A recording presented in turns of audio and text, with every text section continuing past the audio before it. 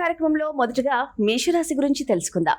గురుగారు, ఈ వారం మేషరాశి వారికి ఎలా ఉండబోతోంది? మేషరాశి వారికి 3 గ్రహాలు దివ్యంగా యోగిస్తున్నాయండి. తృతీయంలో చంద్రుడు, అష్టమంలో శుక్రుడు, లాభంలో రాహువు. మనోబలంతో పనిచేసి మంచి ఫలితాలని సాధిస్తారు. ఆర్థిక అంశాలు లాభదాయకంగా ఉంటాయి.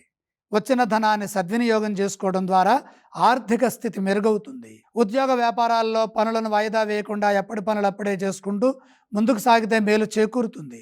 విజయాలను సాధించే క్రమంలో ఏకాగ్రతను పెంచండి. అలాగే కీలక అంశాలలో అజాగ్రత్తగా ఉండకండి.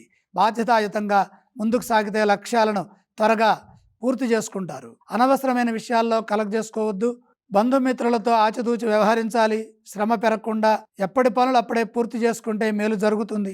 వృధా ప్రయాణాలతో కాలహరణం కాకుండా చూసుకోండి. సమయం చాలా విలువైనదని దృష్టిలో పెట్టుకొని ముందుకు సాగితే ప్రతి అంశంలోనూ మేలు చేకూరుతుంది. ఆరోగ్యంపై శ్రద్ధ అవసరం. కుటుంబ సభ్యులతో ప్రేమగా వ్యవహరించండి. మిత్రుల సహాయ సహకారాలతో ముందుకు సాగండి. అంతా శుభమే జరుగుతుంది. మేషరాశి వారు ఎటువంటి స్తోత్రాలను పఠించాలి?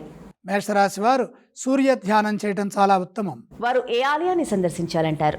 మేషరాశి వారు సూర్యుడిని ప్రత్యక్షంగా దర్శించండి. వారు ఎటువంటి దానాలు చేస్తే బాగుంటుంది గురుగారు? గోధుమలు సూర్యప్రీతిగా దానం చేయండి.